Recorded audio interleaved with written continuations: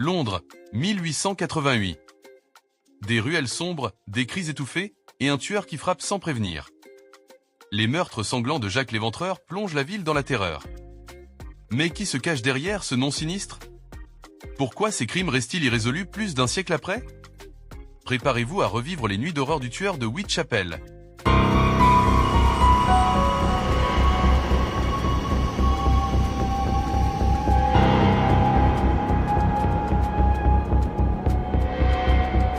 Jack l'Éventreur, le tueur mystérieux de Whitechapel, enquête sur les crimes non résolus.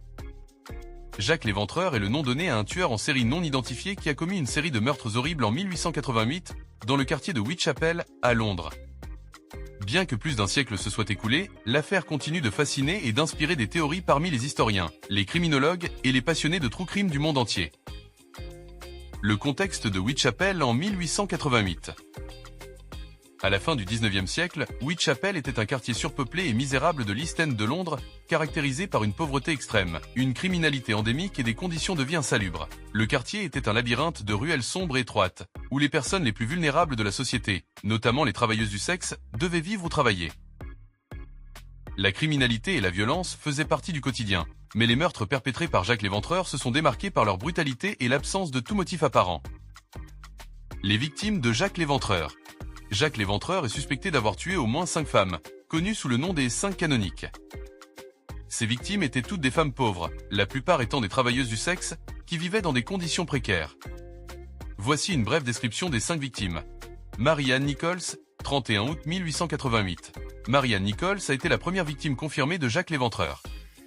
Son corps a été découvert sur Buckes Row, aujourd'hui Durbar Street, avec la gorge tranchée et l'abdomen mutilé. Annie Chapman, 8 septembre 1888. Le corps d'Annie Chapman a été retrouvé dans la cour d'une maison sur Ambury Street. Sa gorge avait été tranchée et son abdomen avait été horriblement mutilé, avec des organes retirés. Elizabeth Street, 30 septembre 1888. Elizabeth Street a été retrouvée dans Dutfield Yard avec la gorge tranchée. Cependant, son corps ne portait pas les mutilations caractéristiques, ce qui laisse penser que le tueur a été interrompu avant de finir son crime. Catherine Edow, 30 septembre 1888. Le même soir, Catherine Edow a été retrouvée assassinée sur Mitre Square. Sa gorge avait été tranchée, et son visage et son abdomen avaient subi des mutilations terrifiantes, avec certains organes enlevés. Mary Jane Kelly, 9 novembre 1888. Mary Jane Kelly, la dernière des 5 victimes confirmées, a subi l'attaque la plus brutale. Son corps a été retrouvé dans sa chambre, affreusement mutilé au point d'être méconnaissable. Le modus operandi de Jack l'Éventreur. Jack l'Éventreur avait un mode opératoire effrayant et méthodique. Ses attaques étaient brutales, mais il semblait posséder une certaine connaissance de l'anatomie humaine, car il extrayait des organes internes avec une précision macabre. La plupart des meurtres ont eu lieu dans des rues sombres et isolées, en l'espace de quelques minutes, ce qui suggère que le tueur était à la fois habile et insaisissable. La rapidité et l'efficacité de ses actes ont rendu son identification particulièrement difficile pour les forces de l'ordre.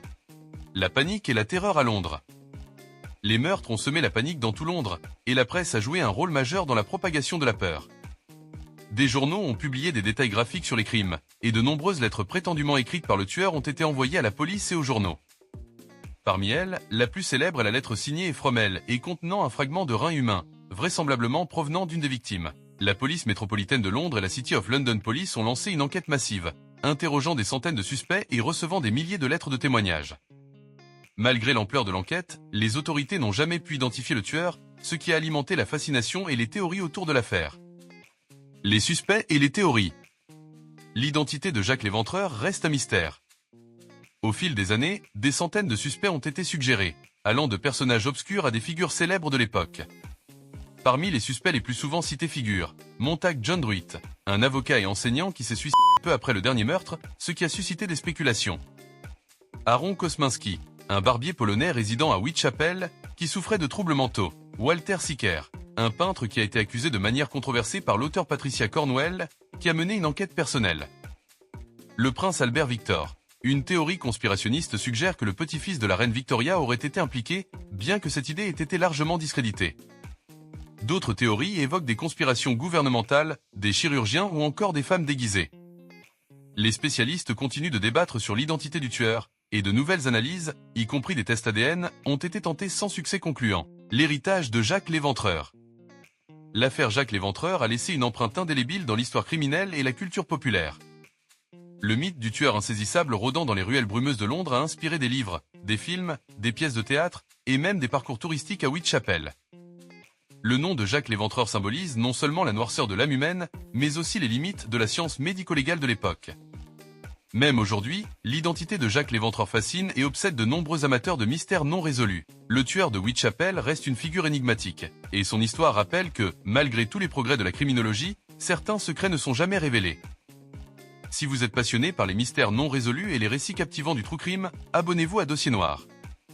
Ensemble, nous plongeons dans les affaires criminelles les plus troublantes de l'histoire. Activez la cloche pour ne manquer aucune de nos explorations au cœur de l'horreur.